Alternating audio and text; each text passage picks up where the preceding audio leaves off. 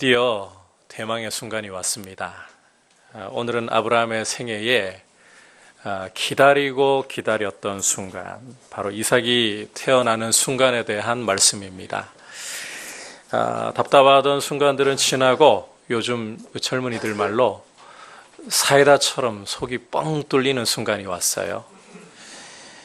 우리도 신앙생활하면서 이와 같은 순간들을 맞이하기를 바라는 것이 당연지사라고 생각하는데, 하나님께서 여러분의 삶에 아브라함이 이삭을 주신 것 같은 이런 소중하고 복된 순간들, 사이다같이 뻥 뚫리는 순간들을 주시기를 축복합니다. 이 나라에도 주님 속히 국정을 안정을 찾을 수 있도록 은혜 주셔서 이런 은혜를 주시기를 원합니다. 자, 그런데 이런 사이다 같은 축복을 받는 것도 중요하지만 이 축복의 본질과 도리를 알지 못하면 이 축복을 담아낼 수가 없습니다. 따라서 오늘은 아브라함에게 이삭을 선물로 주신 이 말씀을 통해서 우리가 유념해야 할 사실들을 귀를 기울여서 들을 수 있도록 하겠습니다. 자, 첫 번째 유념해야 될 것이 무엇이냐 한번 따라 합시다. 시작도 은혜이고 끝도 은혜입니다. 자, 오늘 말씀을 통해서요, 우리가 시작도 은혜이고 끝도 은혜라는 사실을 분명하게 붙잡아야 됩니다. 이삭이 태어난 이야기로 우리가 곧장 뛰어들기 전에 보다 큰 틀에서부터 시작할 필요가 있을 것 같습니다. 아브라함을 부르시는 순간부터 이제 이삭을 선물로 주시는 순간까지, 지금까지 아브라함의 이야기의 이 전체 흐름에서 우리가 꼭 좀 주의해서 봐야 할 구조가 있어요. 12장 부르시면서 21장 이삭을 낳기까지 이 과정 유심히 보시면, 자, 그 시작과 끝에 아주 유사한 구조를 가지고 있습니다. 우리 집사님이 준비를 잘 해주셔가지고요, 한번 띄워주시겠어요? 어떤 구조인가? 자, 부르시고 난 후에 실패하고 난 후에 이삭을 낳는, 자, 이 구조가 어렵지 않으시죠? 아브라함의 처음 부르심부터 이삭을 낳는 여기까지의 흐름을 보시면 공통된 구조가 시작과 끝부분에 있어요. 부르시고 실패하고 이삭을 낳고, 이 구조를 염두에 두셔야 돼요.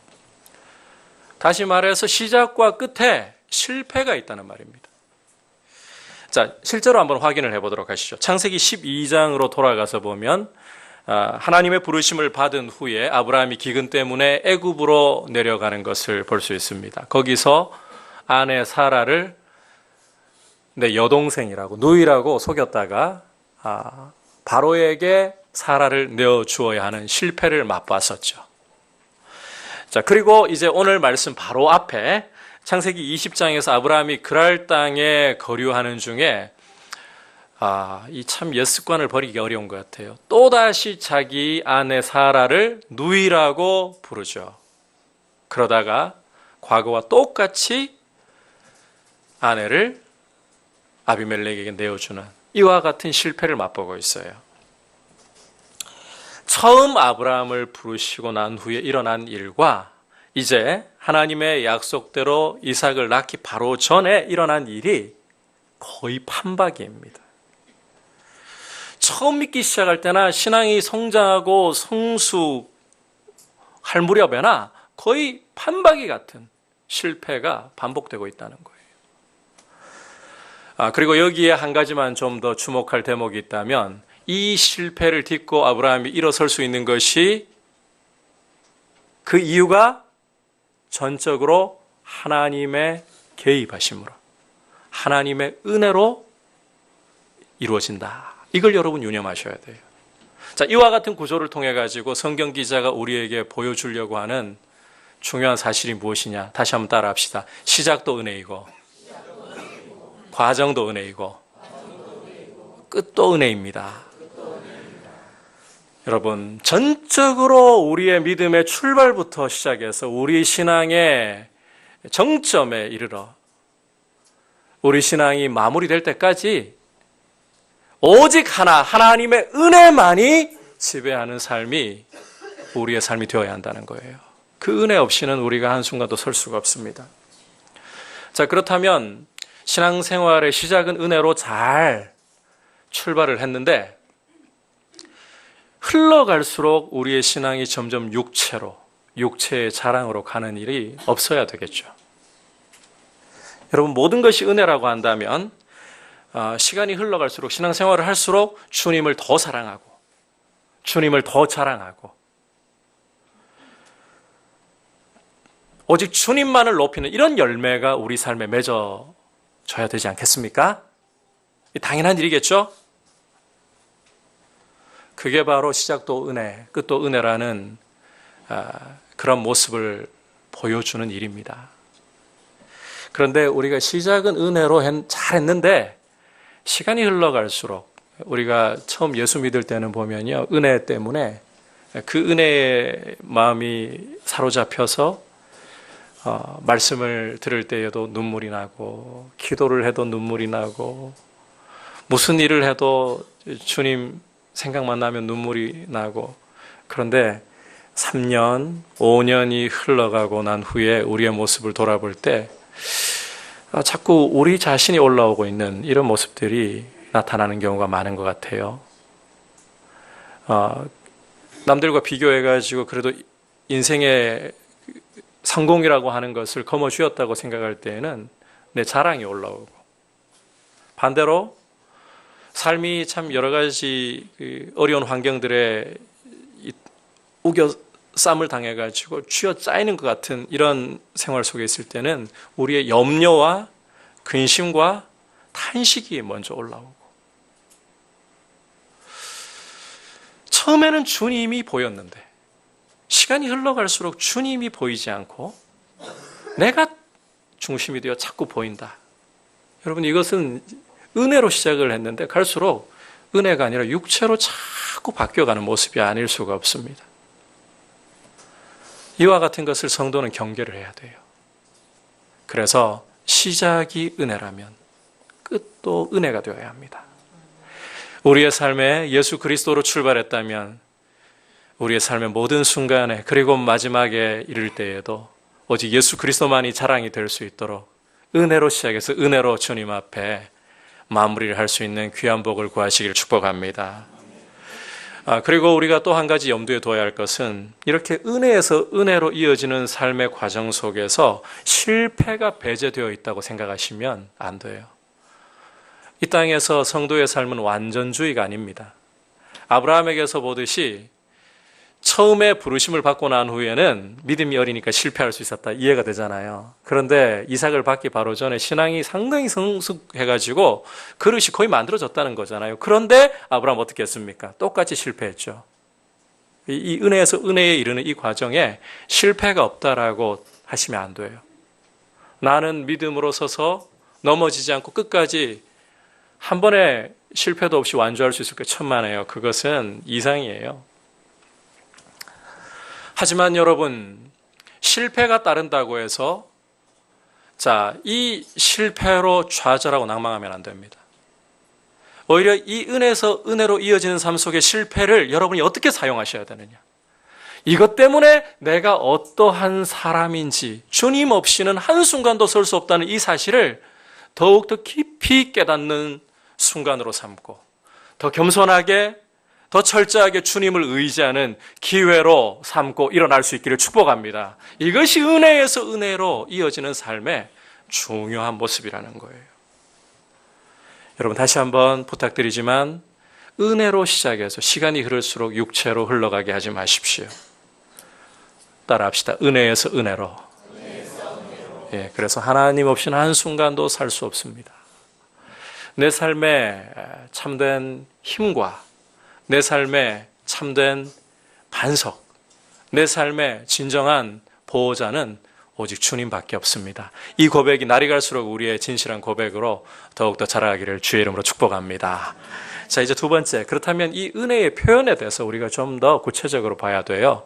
은혜에서 은혜, 모든 것이 은혜라고 이야기를 했는데, 여러분, 은혜라는 말을 그냥 뭉뚱거려가지고 대충 넘기면 안 되거든요. 은혜의 표현이 구체적으로 무엇이냐 한번 따라합시다. 말씀하신 대로 신실하게 이루시는 것입니다. 자, 하나님의 은혜가 구체적으로 표현되는 것은 약속을 주시고 그 약속대로 신실하게 이루시는 것입니다. 이게 하나님 은혜의 아주 중요한 표현이에요. 자, 우리 1절, 2절 함께 이제 읽어보겠습니다. 시작. 여호와께서 말씀하신 대로 사라를 돌보셨고 여호와께서 말씀하신 대로 사라에게 행하셨으므로 사라가 임신하고 하나님이 말씀하신 시기가 되어 노년의 아브라함에게 아들을 낳으니. 자, 함께 보신 이 두 절의 말씀에서 세 차례 반복되고 있는 표현이 있습니다. 하나님이 말씀하셨다. 자, 이것을 통해 가지고 성경 기자가 지금 강조하려고 하는 것은 하나님이 말씀하신 것은 반드시 틀림없이 그대로 이루어진다는 사실이에요.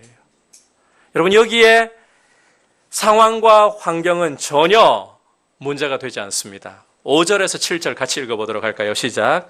아브라함이 그의 아들 이삭이 그에게 태어날 때에 백세라. 사라가 이르되 하나님이 나를 웃게 하시니 듣는 자가 다 나와 함께 웃으리로다. 또 이르되 사라가 자식들을 젖먹이겠다고 누가 아브라함에게 말하였으리요마는 아브라함의 노경에 내가 아들을 낳았도다 하니라. 자, 5절을 보니까 아브라함이 아브라함이 아니고 죄송합니다. 족보를 바꿀 뻔했네요. 이삭이 태어날 때에 아브라함의 나이가 100세. 사라 나이 얼마일까요? 성경 퀴즈입니다. 얼마나 말씀을 잘 들어오셨나? 예? 지금 두 가지 의견으로 나뉘려고 하는데 17장 17절을 참고해서 보면 정확히 90세예요. 네. 여러분, 이 나이가 과연 상식적으로 한번 생각해 보죠. 아이를 낳을 수 있는 나이인가요? 죽었다 깨어나도 낳을 수가 없는 나이죠. 아니, 우리 갈렙 어르신들께는 죄송합니다만 이 나이가 죄송해요. 연세가 되면 주님 뵈올 날이 날로 다가와. 이렇게 기다리고 있을 나이입니다. 7절에서 사라도 자기 입으로 인정을 하잖아요. 사라가 자식을 젖먹이겠다고 누가 아브라함에게 말이나 할 수 있었으리요? 사라가 인정하잖아요. 자기 입으로. 그런데 이와 같은 상황에서 여러분, 사라가 아브라함에게 자식을 낳아 주었어요.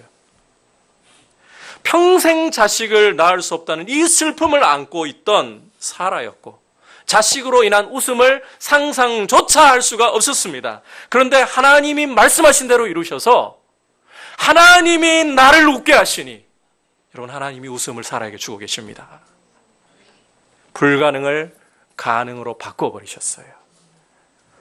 이 사실을 통해서 하나님 말씀은 환경과 상황에 전혀 제약받지 않고 그대로 이루어진다. 이 사실을 보여주고 있는 것입니다. 여러분, 아무리 불가능하고 아무리 말이 안 되는 상황이라 할지라도 하나님 말씀하시면 그대로 되는 줄 믿습니다. 오늘 여러분께서요, 사실 아브라함 이야기에서 21장의 기록이 너무 단조롭다라는 생각을 좀 하시는 게 정상이라고 생각합니다. 좀 성경을 여러분께서 눈여겨보신다면 말씀이 왜 이렇게 단조롭게 기록이 되어 있지? 여러분, 75세에 부르심을 받아가지고 몇 년 기다려왔습니까? 25년. 25년이 짧은 세월인가요? 게다가 아이를 낳을 수가 없다라고 이미 못을 박아버린 사람인데 아이를 가져서 출산까지 했어요. 100세의 나이에, 90세의 나이에.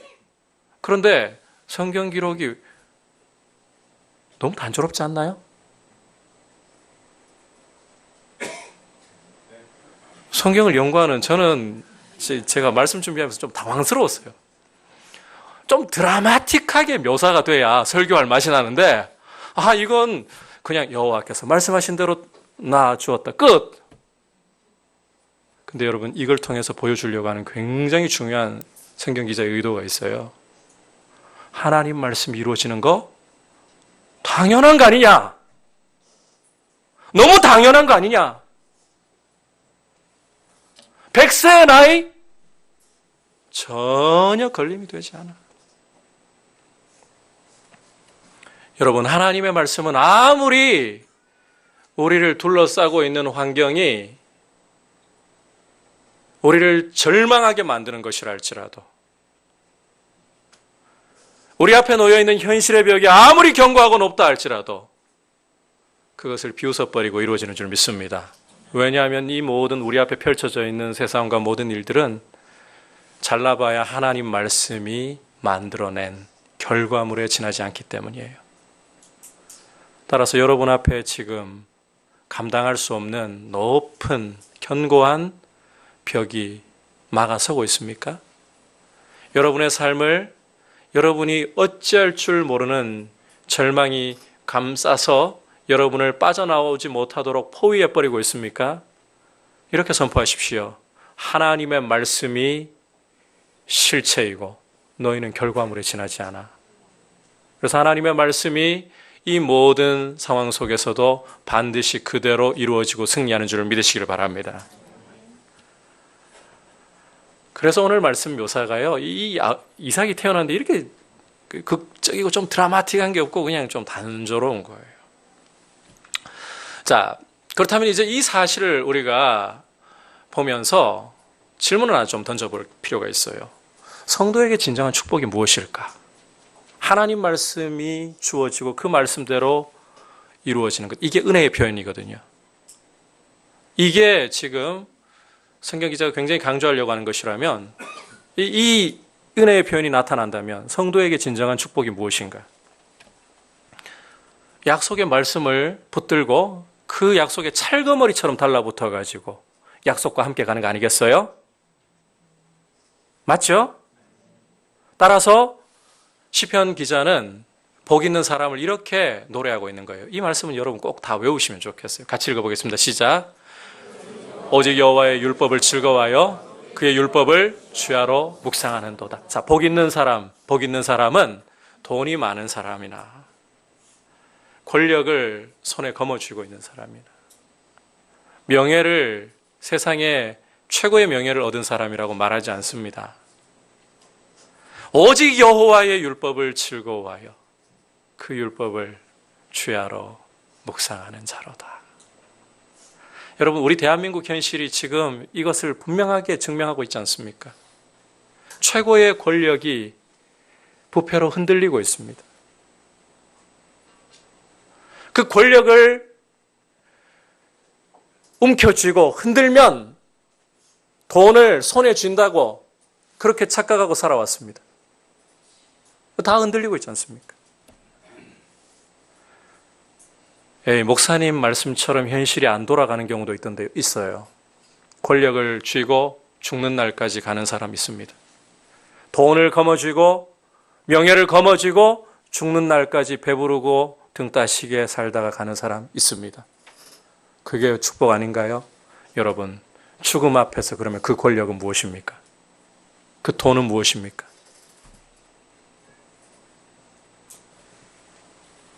지나가는 것들일 뿐이에요. 따라서 지혜로운 선택이 무엇이냐? 당연히 이 영원한 하나님의 말씀, 온 천지를 창조하고 온 천지를 다스리고 어떤 상황 속에서도 그대로 이루어지는 이 하나님의 말씀을 붙잡는 것이 진정한 축복이고 지혜로운 선택인 줄 믿습니다. 반대로 어리석고 미련한 것이 무엇입니까? 두말할 필요 없이 하나님의 말씀을 등져버리고 자기 욕심과 판단을 따르는 거예요. 돈과 권력과 명예와 같은 세상이 자랑하고 세상이 부러워하는 이 가치와 성공들에 마음을 빼앗겨서 그것에 목숨을 걸어버리는 것입니다. 말씀은 등져버리고. 여러분, 오해하지 마십시오. 그리스도인이 그러면 권력도 잡을 수 없고 돈도 잡을 수 없고 명예도 잡을 수 없다는 말인가요? 그런 극단을 이야기하는 거 아니죠? 하나님께서요, 때로는 권력을 맡기십니다. 때로는 돈을 맡기십니다. 때로는 명예를 맡기십니다. 그런데 이것은 자기 욕심을 위해 휘두르라고 맡기시는 게 아니라 섬기라고 맡기는 것이죠. 이게 최고의 가치가 아니에요. 지나가는 것들이고 하나님 앞에서 청지기로서 제대로 봉사하지 않으면 이게 오히려 독이 되어서 우리를 찌르는 비수가 되어서 돌아올 수밖에 없어요. 그러니까 이게 여러분 돈이라고 다 좋아하시면 안 돼요. 권력이라고 다 좋아하시면 안 돼요. 명예로운 이름이라고 다 좋아하시면 안 돼요. 성도는 하나님의 말씀에 붙어서 그 말씀과 동행하는 것이 복인 줄을, 지혜로운 선택인 줄 분명하게 인식하고 있어야 합니다. 자, 그렇다면 여러분, 제가 이 말씀 실천적으로 좀 이야기를 나눠야 될 것 같아요. 우리는 왜 이렇게 이 축복의 말씀, 반드시 이루어지고 승리하는 이 말씀에 대해서 귀 기울이기를 게을리하고 이 말씀을 등한시하는 경우가 많은 걸까요? 말씀은 확률이 아니라, 그저 하나의 가능성이 아니라 가장 확실하고 반드시 이루어지는 승리 그 자체입니다. 여러분, 우리가 솔직하게 좀 이야기해서 성공할 수 있는 확률이 높다라는 것만으로, 확률 하나 붙들고서도 수백을, 능력이 좀 있는 분들은 수천, 수억을 투자하잖아요. 안 그런가요? 그게 여러분 확실합니까? 아니면 가능성입니까? 우리는 투자하는 게 가능성이에요. 가능성, 이 땅에서. 그런데 여러분, 말씀에 대한 투자는 확률이 아니에요. 가능성이 아니에요. 실체 그 자체예요. 그렇다면 우리는 왜 가장 확실한 축복의 말씀에 단 10분 투자하기도, 하루에 단 10분 투자하기도 그렇게 어려운 걸까요? 잠시 즐거움을 주는 드라마나 프로그램에 1시간, 2시간 아깝지 않아요? 요즘에 재밌는 프로그램이 뭐가 있나요? 인터넷에 올라온 거 보니까 인어도 있던데.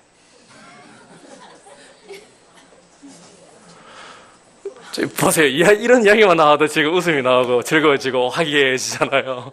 우리 이런 것에 1시간, 2시간 안 아깝거든요.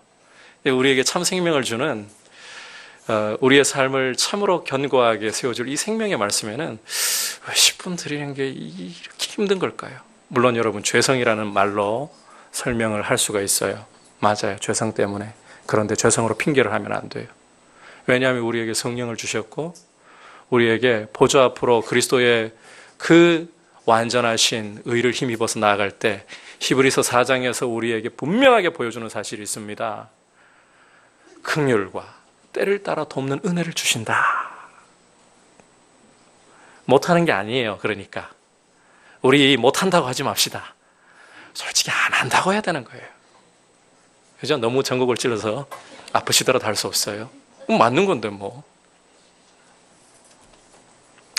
여러분, 천지는 없어져도 영원토록 있는 하나님의 말씀이 성경입니다.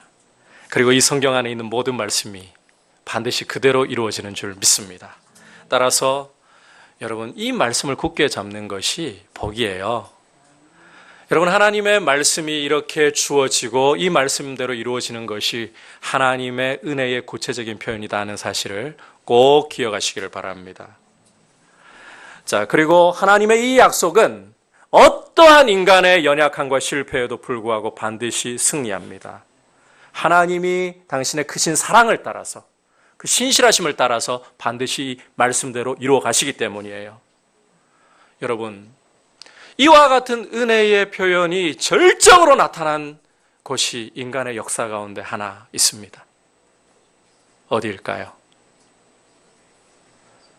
저 골고다 언덕, 주님의 십자가였습니다.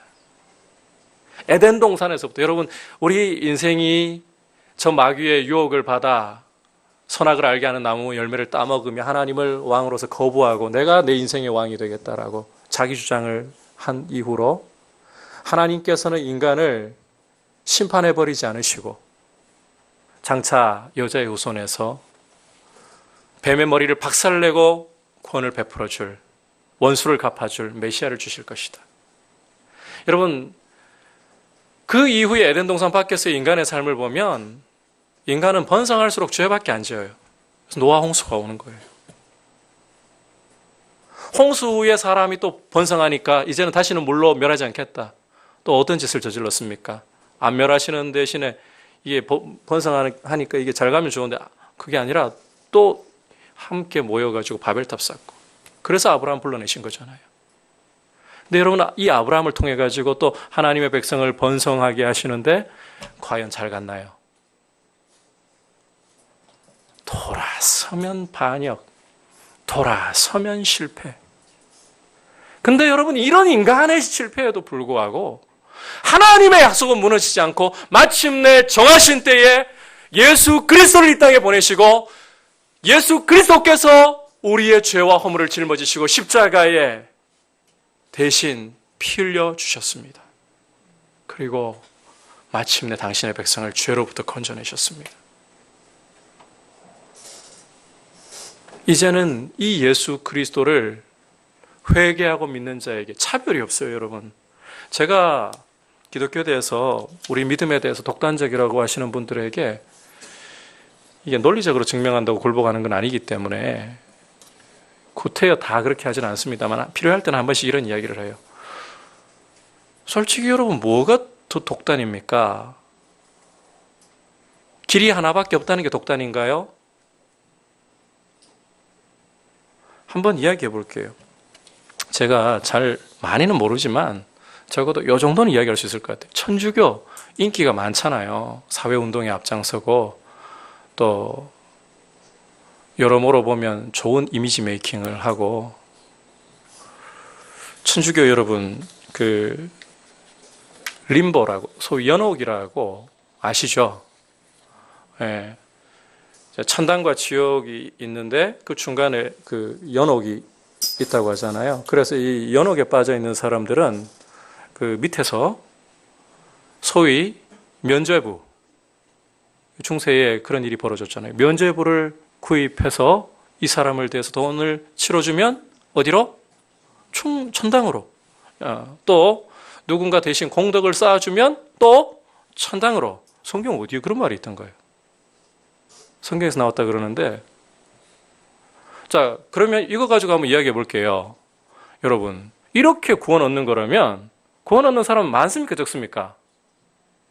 많아요? 돈 없으면 못 받아요. 행위 아니고는 못 받아요. 이게 여러분 관용적인 건가요? 그 폐해로 종교개혁이 일어날 수밖에 없었잖아요. 불교 이야기 한번 해볼게요. 여러분, 불교는 자아를 비워내가지고 결국 부처가 되는 게 목표 아닙니까?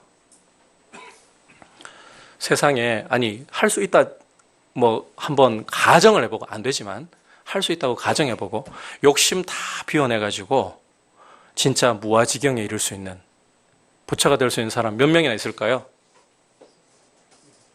아니, 있다고 치고, 설령 있다고 치고, 없다는 게 정답이긴 하지만 제가 아는데, 있다 해도 우리가 모르는 외계인 소수 아닐까요? 이게 여러분, 이게 공평한 건가요? 그런데 십자가는 이렇게 말합니다. 여기에 하나님께로 나올 수 있는 참 생명의 길이 열려 있다. 이 길로 누구나 나오라. 지적인 장애인도 상관없어요. 돈이 없어도 상관없어요. 세상에서 실패자가 되고 버러지가 된 것처럼 보여도 상관없어요. 예수 그리스도 이 길로 나오면, 회개하고 이 길로 나오면 용서하시고 용납하시고 하나님의 백성으로, 자녀로. 여러분, 이게 정말 공평한 거 아닌가요? 만민에게 공평해요. 이렇게 은혜를 나타내 주셨어요. 여러분, 이보다 큰 은혜의 표현이 없어요. 십자가보다. 이렇게 하나님은 당신의 약속을 주시고 반드시 이루시는 은혜를 우리에게 표현하시는 분이십니다. 하나님은 은혜를 안 숨기십니다. 오늘도 은혜를 표현하시는 분이십니다. 이 예배 가운데 여러분에게 은혜를 표현하고 계시기, 또 그렇게 해주시기를 원하시고, 그렇다면 우리가 이 하나님의 약속의 말씀을 붙들고 그 말씀에 동행하는 삶을 드리는 것이 지혜롭고 복이 있지 않겠습니까? 이런 은혜 가운데 거하시길 축복합니다. 마지막으로 은혜에 대한 도리, 한번 따라합시다. 적극적인 순종입니다. 3절 보십시오. 같이 읽겠습니다. 시작. 아브라함이 그에게 태어난 아들 곧 사라가 자기에게 낳은 아들을 이름하여 이삭이라 하였고. 자, 아브라함이 자기에게 태어난 아들. 자, 성경은요 조금 더 명시하기를 원해요. 아브라함에게 태어난 아들 그러면 엄마가 누군지 이게 모르잖아요. 일부러 뒤에 또 강조합니다. 사라가 자기에게 낳아준 아들 이삭이라고 부르고 있죠. 여러분 이 부분 별 대수롭지 않게 그냥 넘어가 버릴 수도 있는데 이게 대수롭지 않은 게 아니에요. 이야기 하나만 좀 들려드리면 좀 감이 잡히실 것 같은데, 제가 과거 부목사로 섬기던 시절에 교회에 저희 큰 아이하고 같은 날 태어난 여자아이가 있었습니다. 지금 걔도 중1이 되었을 텐데요. 근데 좀 주목해야 할 사실이 뭔가 하면 이 아이의 언니가 20살이 넘었어요. 별로 안 놀라시는구나. 그러니까 이게 상당한 노산이라는 거죠, 노산. 엄마는 처음에 굉장히 부끄러워 하셨는데 아빠는 그때부터 입이 벌어져 가지고요. 애가 태어나 가지고는 어느 정도로 이 늦둥이가 좋은가 하면 이름을 안 지어줘요. 왜냐하면 아무렇게나 지을 수 없기 때문에 최고의 이름을 붙여줘야 되기 때문에. 그러다가 돌이 지나버렸어요. 벌금 냈잖아요. 자, 그냥 여러분 웃으시라고 이야기하는 게 아니라 아브라함 마음을 좀 이해하시라고 이야기 드리는 거예요. 백세에 얻은 아들입니다. 불가능해서 가능으로 얻은 아들입니다. 그렇다면 이런 아들에게 여러분 이름 어떻게 지어주고 싶습니까? 최고의 이름. 이 아들의 평생에 그냥 복이 흘러갈 그런 이름 불러주는 것만으로도. 그죠? 근데 아브라함은 한치의 망설임도 없이 생각도 없이 그냥 이삭. 왜 이런 걸까요?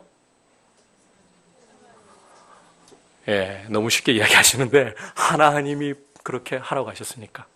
근데 이게 쉽지가 않아요. 이게 당연한 게 아니에요. 우리 17장으로 돌아가서 보면 이게 당연한 게 아니라는 사실을 알 수 있는데요. 자, 창세기 17장으로 돌아가 보면 하나님께서 이 이삭에 대해서 이제 구체적으로 말씀을 주시기 시작하셨어요. 사라가 너에게 아들을 낳아줄 거다. 그때 아브라함이 어떤 반응을 보였는가 하면 100세 된 사람이 어떻게 아들을 낳을 수 있을까? 90세 된 사람이 어떻게 출산을 할 수 있을까? 이렇게 속으로 생각하면서 아브라함이 하나님 말씀을 농담으로 여겼어요. 아브라함이 생각해도 기가 찬 거예요. 못 믿겠다는 거예요. 여러분, 그러니까 자, 이삭이라는 이름 붙여주는 게 쉬운 일입니까? 게다가 자, 여러분 100세에 낳은 아들이라니까요. 100세에. 그런데 아브라함은 그 전까지는 아무리 믿기가 쉽지 않았고 아무리 어려웠어도 이제 막상 이 아들을 받고 보니까 하나님의 이 은혜의 표현이 자신에게 오고 보니까요, 자신이 얼마나 부끄럽고 송구스러운지 몰라요. 그래서 자, 17장 19절 말씀 잠깐만 좀 띄워주시겠어요? 같이 한번 읽어볼까요? 하나님이 이르시되 아니라 내 아내 사라가 내게 아들을 낳으리니 너는 그 이름을 이삭이라 하라. 내가 그와 내 언약을 세우리니 그의 후손에게 영원한 언약이 되리라. 이제 이 말씀을 떠올리면서 이삭이라고 주저하지 않고 부르는 거예요. 하나님의 은혜의 표현을 받고 보니까 너무 부끄러워요. 사실 황송해요. 주저하지 않고 두말하지 않고 이삭. 여러분, 이걸 통해 가지고 아브라함은 이제 제대로 응답을 하고 있는 겁니다. 내 실력으로 이 아이가 태어난 거 아닙니다. 확률로 가능성으로 태어난 것도 아닙니다. 오직 하나님의 약속이 이루어진 것이고 하나님의 은혜의 표현으로 이 아이가 나에게 주어진 것입니다. 순종으로, 자, 명령에 대한 순종으로 이제는 확증을 하고 있는 거예요. 그 외에 또 한 가지 더 아브라함의 행동을 봐야 될 게 있어요. 4절 같이 읽어보겠습니다. 시작. 그 아들 이삭이 난 지 8일 만에 그가 하나님이 명령하신 대로 할례를 행하였더라. 자, 태어나고 8일 만에 이삭에게 할례를 지금 베풀고 있죠. 이게 여러분 또 너무 당연하게 보시면 안 돼요. 여기서 하나님이 명령하신 대로라는 표현 주목해 보셔야 되는데 이 명령의 내용 역시 17장 12절에 나타나 있습니다. 읽어볼까요? 시작. 너희의 대대로 모든 남자는 집에서 난 자나 또는 너희 자손이 아니라 이방 사람에게서 돈으로 산 자를 막론하고 난 지 8일 만에 할례를 받을 것이라. 자, 바로 이 명령대로 지금 아브라함이 이삭에게 8일째에 할례를 베풀고 있습니다. 자, 그런데 아브라함 가정에서 8일 만에 할례를 받은 사람은 이삭이 유일합니다. 제1호예요. 여러분, 아브라함이 몇 세에 할례를 받았을까요? 99세입니다. 17장에 할례 명령이 주어지고 있거든요. 99세. 이스마엘은 그때 나이가 13세예요. 그러니까 아브라함 집안에서도 할례를 받은 게 난지 8일 만에 할례를 받은 게 그 이삭이 1호라는 말이에요. 정말 철저하게 말씀 그대로 온전하게 드려지고 있는 아들이 바로 이 이삭이라는 말이에요. 아브라함이 그렇게 순종을 하고 있는 거죠.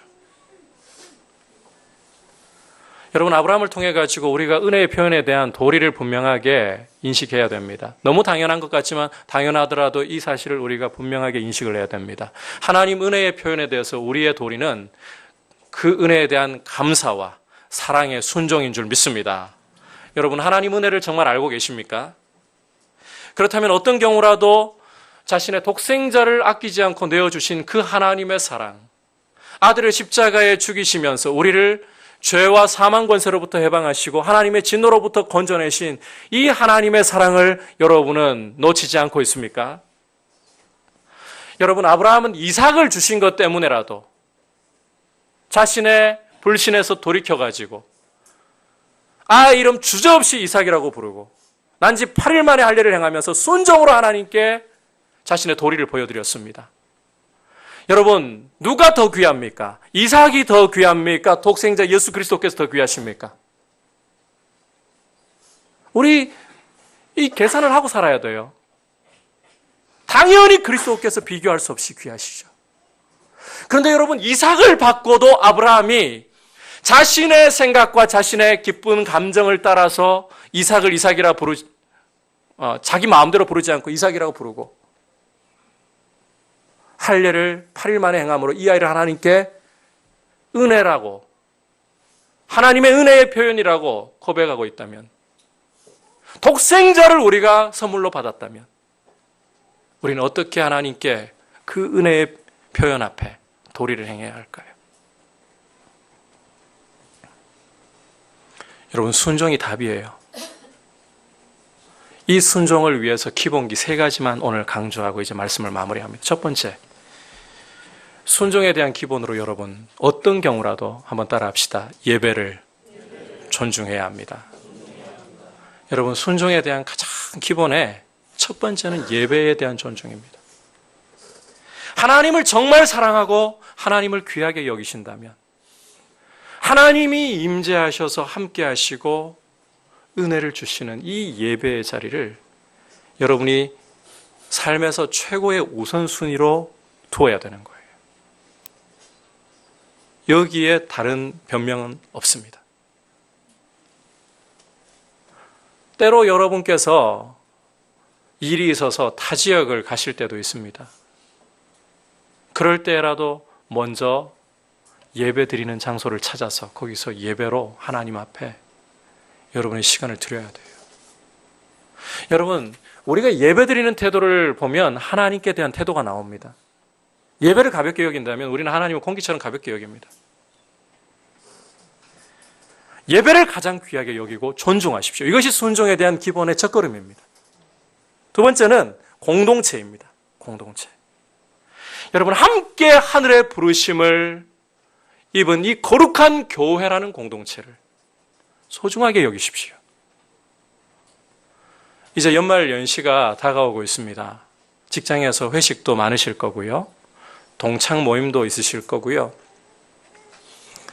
물론 전도를 위해 가지고 여러분께서 참여해야 할 곳은 참여해야 됩니다. 그런데 여러분 마음이 어디에 있습니까? 그렇게 함께 육체의 즐거움을 위해서 함께 그냥 속 후련하게 털어버리는 그런 자리가 더 좋습니까? 아니면 예배 가운데 이렇게 함께 예수의 피로 한 형제가 되고 함께 하나님을 높일 수 있는 공동체가 더 좋습니까? 이게 우리 신앙의 상태를 점검해 볼 수 있는 굉장히 중요한 표현 중에 하나예요. 공동체가 여러분 사랑스러워야 돼요. 공동체에 대한 사랑이 멀어지고 우리 마음이 공동체로부터 나 홀로라고 자꾸 이야기하기 시작한다면 우리 신앙생활은 견뎌내지 못합니다. 은혜로 시작해도 은혜로 끝까지 견디질 못해요. 왜? 제가 아프리카에서 보면서요, 인상적인 무리들을 볼 수 있는데 하나는 얼룩말, 또 하나는 무리로 다니는 것 중에 초원의 맥도날드라고 불리는, 갑자기 이름이 생각이 안 나요. 그 이름 뭐죠? 맥도날드. 다녀오신 분들 있잖아요. 이름이 생각이 안 나요. 그 사슴 종류예요. 아무튼. 네? 지젤 아니에요. 지젤 비슷한 건데. 괜찮아요. 몰라도 괜찮아요. 이름 몰라도 괜찮아요. 중요한 거는 여러분, 이 얼룩말들 물이 지어 있으면 사자가 못 덤벼요. 이 초원의 맥도날드 사슴 종류에 불과하지만 사자가 함부로 못 덤벼요. 물이 지어 있으면. 사자가 언제 딱 덤빕니까? 도망가면서 떨어지는 새끼나 연약한 것을 노려서 그대로 덮쳐버려요. 여러분, 성도는 함께 서로를 격려하고 함께 믿음으로 세워져야 하나님의 은혜 가운데 굳게 서갈 수가 있습니다. 공동체 굉장히 소중해요. 여러분, 회식 자리에 동료들보다도 함께 예배드리고 있는 형제들이 소중하고 안부가 궁금하고 서로 믿음으로 격려하는 이런 관계를 세워나가려고 힘쓰시길 바랍니다. 마지막으로 하나님 약속에 귀 기울이기 위해서 말씀과 기도 생활, 이 기본을 놓치면 안 됩니다. 여러분, 하나님의 말씀이 축복이라는 것을 안다면 이 말씀에 귀 기울이고 이 말씀을 깨닫기 위해 성령의 도우심이 필요하잖아요. 이 말씀대로 지켜나가기 위해서도 성령의 도우심이 절대적으로 필요해요. 그래서 우리는 말씀과 기도 생활을 시간을 정하셔야 돼요. 제가 여러분께 훈훈하게 말씀 잘 가는 것 같더니 끝에 조금 불편하게 한번 만들어 드리고 말씀을 마칠게요. 즐거움과 취미 좀 줄이십시오. 우리 좀 덜 즐거워도 됩니다. 좀 취미생활 줄여도 됩니다. 생명을 붙잡으십시오. 하나님을 기쁘시게 하는 일을 붙잡으십시오. 그것이 우리의 참 양식과 기쁨이 되는, 주님께 독생자 주신 아버지께 무엇이 아깝겠습니까? 그래서 여러분의 삶이 하나님의 은혜의 표현에 대해서, 독생자 주신 그 은혜의 표현에 대해서 순종으로 주님 앞에 더 깊어져 갈 수 있기를 주의 이름으로 축복합니다. 오늘 100세의 나이에 드디어 이삭을 얻은 이 이야기를 통해서 여러분, 첫 번째, 시작도 은혜고 끝도 은혜구나. 내 삶에 하나님 은혜 없으면 한순간도 못 서는구나. 우리 사실 기억합시다. 아울러서 이 은혜의 구체적인 표현은 말씀하시고 그 말씀대로 이루어 주시는 것이라고 했습니다. 십자가는 그 은혜의 표현의 절정입니다.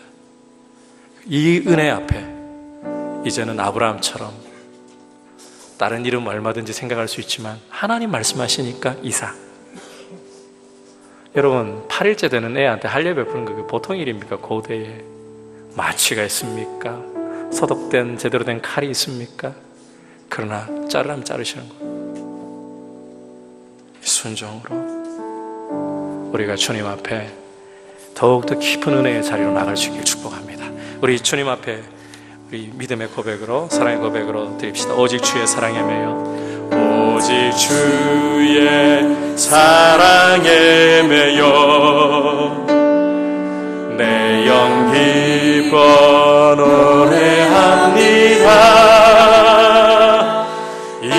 소망의 언덕 기쁨의 땅에서 주께 사랑 드립니다. 오직 주의 임재 안에, 오직 주의 임재 안에 가서